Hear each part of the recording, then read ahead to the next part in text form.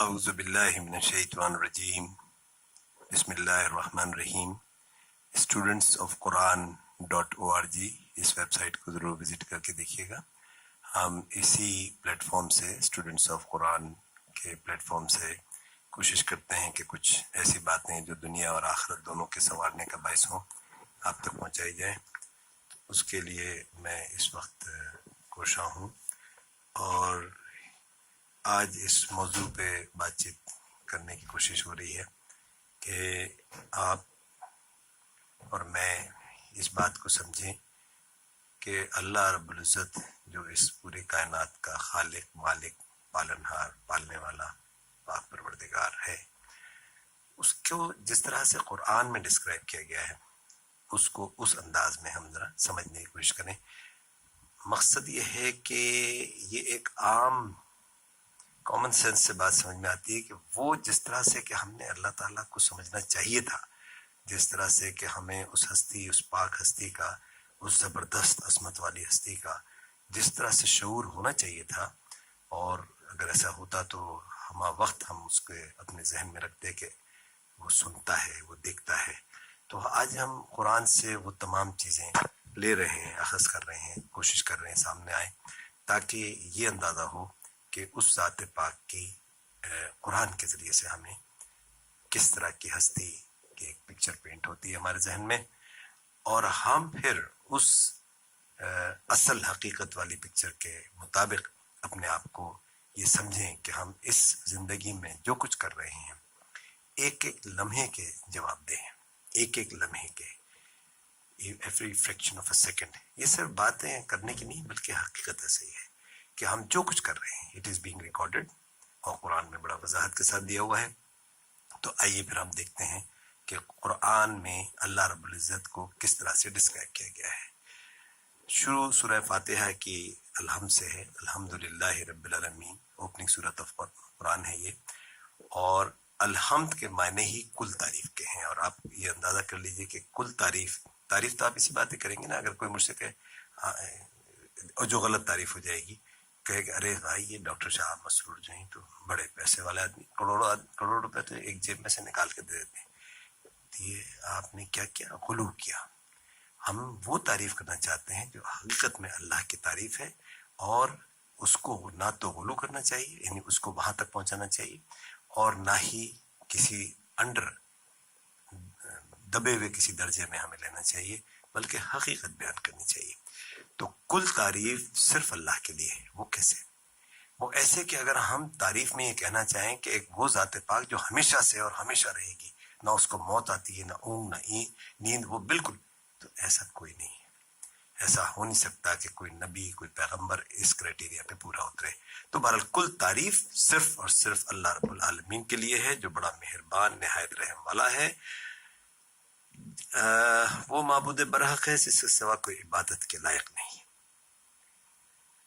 یہ اللہ وہ نام ہے جس سے اس نے اپنے آپ کو پکارا ہے قرآن میں. زندہ، ہمیشہ رہنے والا، اس کے سب نام اچھے ہی اچھے ہیں. اس کو نہ اونگ آتی ہے نہ نیند. بادشاہ حقیقی، پاک ذات، ہر عیب، ہر برائی، ہر کمزوری سے مبرہ اور پاک، عظیم ترین اور اعلیٰ ترین ذات پاک. کثیر حمد اللہ رب العالمین کے لیے ہے، وہ ذات پاک جس کا نام اللہ ہے. جو کچھ آسمانوں میں اور جو زمین میں ہے سب اسی کا ہے. اس کا تو نام ہی بہت مبارک ہے اللہ. وہ ہر شے پر قدرت رکھتا ہے. وہ العزیز ہے، یعنی بادشاہت، حکومت صرف اسی کی ہے. اس کے ساتھ ہی ساتھ وہ حکمت سے بھرپور الحکیم ہے. وہی خالق ہے، بہترین مصوری کرنے والا. تکبر صرف اللہ ہی کو زیب دیتا ہے. گویا تکبر اللہ پاک کی چادر ہے. اس کا علم ہر چیز، ہر شے کا احاطہ کیے ہوئے ہے. اللہ ہر چیز، ہر شے. آپ اور میرے دل میں اس وقت کیا گزر رہا ہے اس کو پتا ہے، اور نہ صرف پتا ہے بلکہ اٹس بینگ ریکارڈڈ، اور ریکارڈڈ ود اے پرپس. اللہ وہ ذات پاک ہے کہ جس کی پناہ میں ہم آتے ہیں شیطان رجیم کے شر سے. سورہ نحل میں جیسے دیا ہوا ہے.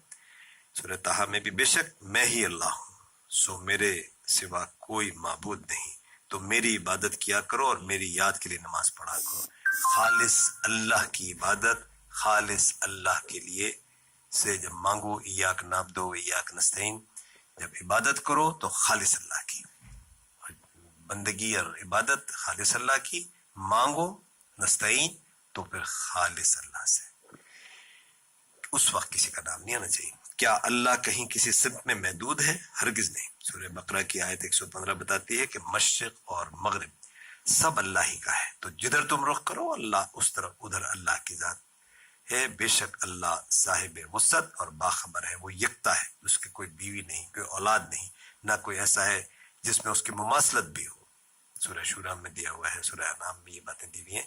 ہمیں چاہیے کہ اس رب کی خوشنودی حاصل کرنے کی کوشش کریں جو اللہ کی خوشنودی کی خاطر غریب مسکین کو کھانا کھلاتے ہیں۔ ان کی سوچ یہی ہوتی ہے کہ ہم تم کو خالص اللہ کے لیے کھلاتے ہیں، نہ تم سے عوض کے خواستگار ہیں، نہ شکر گزاری کے طلبگار۔ یہ سورہ دہر میں ہے۔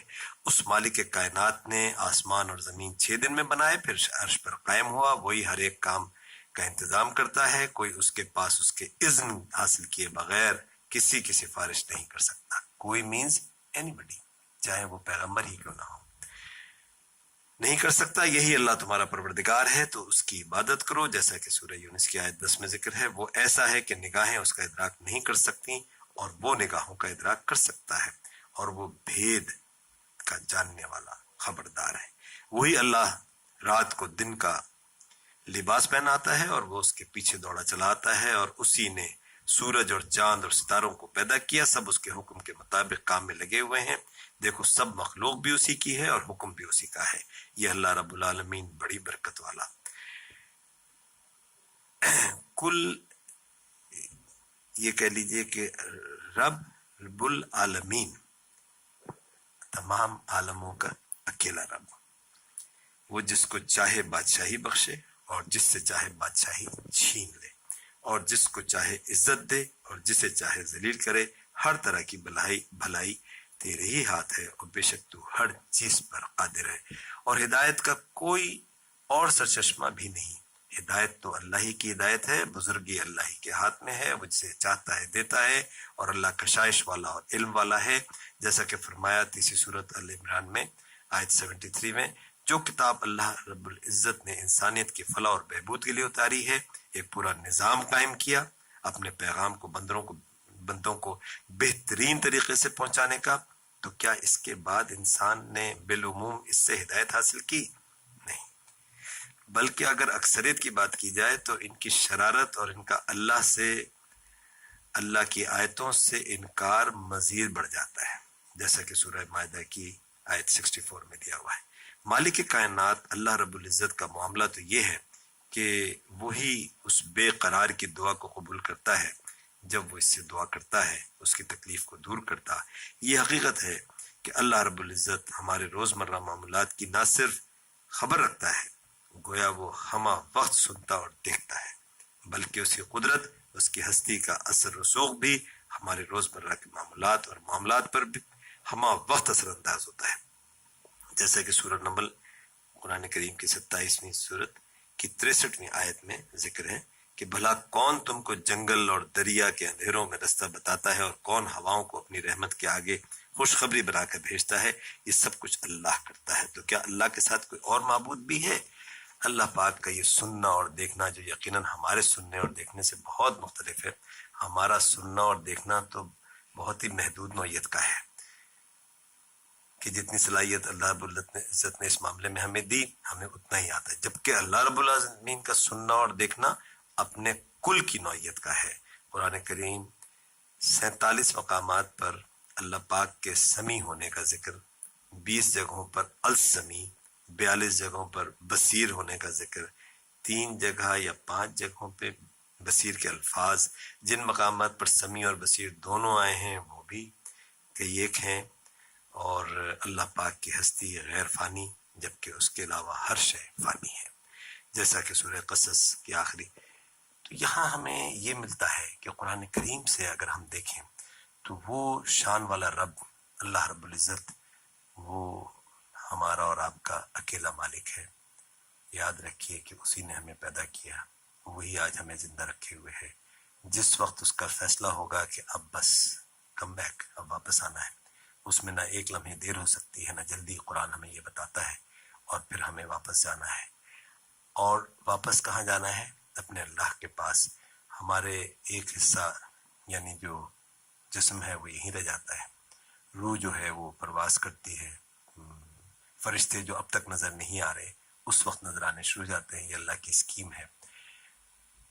آج تیری نگاہ تیز ہے، قرآن کے الفاظ یہ ہیں. آج تمہیں وہ فرشتے جو اب تک نظر نہیں آتے تھے اب ان کی آڈیو بھی نظر آئے گی اور ویڈیو بھی نظر آئے گی. نگاہ تیز ہے اور وہ آپ کو ساتھ لے جاتے ہیں. ہمیں اس دن سے پہلے جانے کی وہاں کے، کیونکہ وہاں پر عمل کی کتاب بند ہو چکی ہوگی. ہمیں یہ فیصلہ کرنا ہے کہ کیا ہم وہ سب کام کر رہے ہیں جو ہمیں کرنے چاہیے، جس کو اللہ رب العزت نے کہا ہے کہ کرو، اور کیا ہم ان کاموں سے بچے ہوئے ہیں جس کو اللہ رب العزت نے فرمایا کہ نہ کرنا. بے حیائی کے کام کھلے ہوئے یا چھپے ان کے قریب بھی نہ جانا، جھوٹ بہت بڑا گناہ وغیرہ وغیرہ، تہمت، کسی کی پیٹھ پیچھے برائی، غیبت وغیرہ. یہ سب چیزیں ایسی ہیں جس کو اللہ پاک نے منع فرمایا. پھر بھی اگر کوئی کرتا ہے تو سوچئے کہ کیا کر رہا ہے، اور اگر اچھائی کرتا ہے تو سوچیں کتنا اچھا کام کر رہا ہے اپنے لیے، دنیا کے لیے بھی اور آخرت کے لیے بھی. آئیے ایک چیز ہم یہ دیکھیں کہ ہم اس رب سے کانٹیکٹ میں کب آتے ہیں. ہم نے نماز کو، یہ میں اس موضوع کا آخری حصے میں ہوں، ہم نے نماز کو یہ کر رکھا ہے کہ اس طرح سے کچھ کھڑے ہو کے، کچھ رکوع میں، کچھ بیٹھ کے، کچھ سجدے میں، وہ فکس ہے. اور اس کے آخر میں پھر ہم دعائیں کرتے ہیں اور لمبی لمبی دعائیں بھی کرتے ہیں. حالانکہ نماز تو پوری کی پوری ایسی ہے کہ جس میں جب انسان نے اللہ اکبر کر کے ہاتھ باندھ لیے، اب سورہ فاتحہ سے پہلے باتیں کیجیے اپنے اللہ سے. سورہ فاتحہ لازمی ہے، لازمی اذکار میں آتی ہے. اس کے بعد فالوڈ بائی ایک سورت قرآن کی، جو بھی آیات قرآن کی آپ نے پڑھی، اور رکوع میں چلے گئے. رکوع میں منع کیا ہے دعا کرنے سے. جب واپس کھڑے ہوئے، سمع اللہ ہو، سن لیا اللہ نے، لمن حمدہ، جس نے حمد کی، ربنا ولک الحمد، کل حمد اللہ رب العالمین کے لیے. وہاں پر آپ نے جو بھی باتیں اپنے اللہ سے کرنی کریں. پشتو جانتے ہیں پشتو میں کریں، اردو جانتے ہیں اردو میں کریں. اللہ اکبر کہتے ہوئے سجدے میں چلے گئے. یہ سب ضروری ہے، ضروری اعمال، ضروری اذکار، یہ پتہ ہونے چاہیے. اب جب سجدے میں آ گئے، ہمیں تو یہی پتہ ہے سبحان ربی الاعلی 3 دفعہ، لیکن آپ اور بھی بہت کچھ پڑھ سکتے ہیں، اپنے اللہ سے باتیں کر سکتے ہیں. اللہ پاک ہمیں سیدھا راستہ دکھانے کی بات، اللہ پاک ہمارے رزق میں اضافہ کرنے کی بات، جو آپ چاہیں اپنی زبان میں، ان یور اون لینگویج. اللہ کو ساری زبانیں آتی ہیں. تو اگر اس طرح سے آپ نے باندھ دیا، ابھی ہم نے اللہ کا ذکر کیا کہ کس اللہ کی بات کر رہے ہیں. ابھی یہ بھی ذکر کیا کہ ہم اس اللہ سے روزانہ 5 دفعہ، یعنی 17 رکعت ہوتی ہیں، فرض اگر پڑھ رہے ہو، سے باتیں کرتے ہیں. اس اللہ کو سمجھتے ہوئے باتیں کیجیے. اللہ پاک ہم سب کو ہدایت دے. قرآن کی روشنی میں اس ہدایت کو حاصل کرنے کی کوشش کریں. وما علینا الا البلاغ المبین. اللہ حافظ.